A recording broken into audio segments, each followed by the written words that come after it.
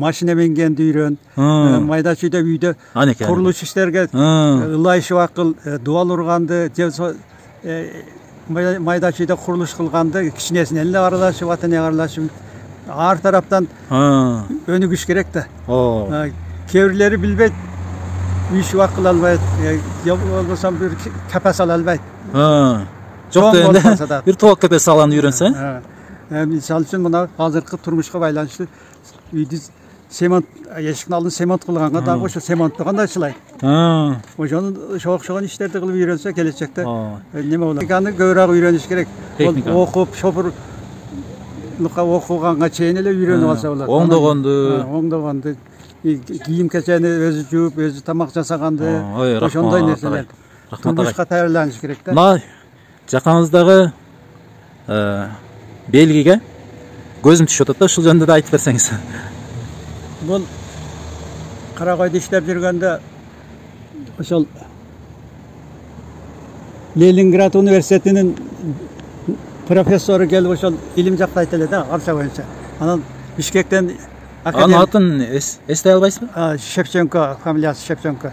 Ошону менен бирге арчаларды алки немеден коргоо боюнча, эрозиядан коргоо боюнча, анан жаратылышты коргоо боюнча мен сүрөт сабагын өтүп, анан жаңкы биология немеден дарактарды кандай кылып коргошту, ошол неме боюнча арчалардын өсүшү, башкасы боюнча дарактардын өсүшү боюнча балдарга сабак өтүп, анан кийин ошол арчалардын сүрөтүн тарттырганмын.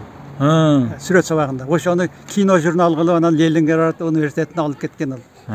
Ошол мезгилде. Анан мини-гэс курганмын ошол мектептин астында, дарыян боюнча. Ошондой жакшы ийгиликтерим үчүн бүткүл союздук кароодо биринчи жеңүүчү болуп эсептелип, ошол жылдары 84-жылы эл картууну атилиштиги болгон.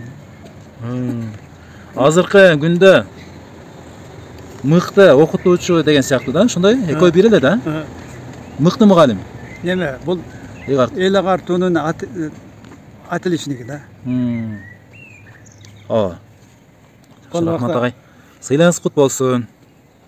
63-жылдары. 62-63, мына студент кезиңиз.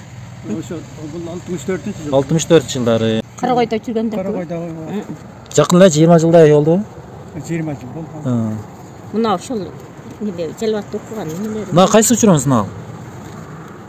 Бул Каракойдо. Каракойдо иштеп жүргөн. Кайсы жылдар экен ушуну? 97-жылдар? Жок. 97 болсо жок, 85-жылдар. 85-жылдар. Ден Шармияга кеткенде түшкөнбүз да. Германияга кеткенде сүрөтүнгө жөнөттүлө деген ошондой. Кайсы жылдарын? Жакындат айтып коелу, болжолдо. 76-жылдар болсо керек. 76-жылдары. 62-жылдар, Физкультурный группада окуганмын да. Бул 70-жылдар. 70-жылдар, 76-жылдар экен, бул. 9 май Каракой, Курактектер эмес, Жок, Каракой. 9 май жылы кайсысы экен? Кайсы? Жылы ошо, кайсы жылы? 98-жыл.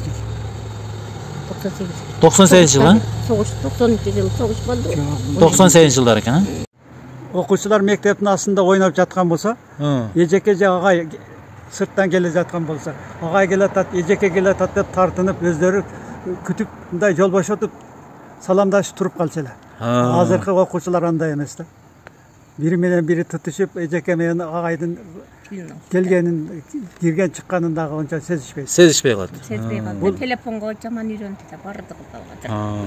Мугалим чыгармачылык менен изденип иштегенде гана ийгилик жаралат. Менин мугалимдерге айтар насаатым. Кандай күчтүү сөздөр, кубаттуу сөздөр, Меке?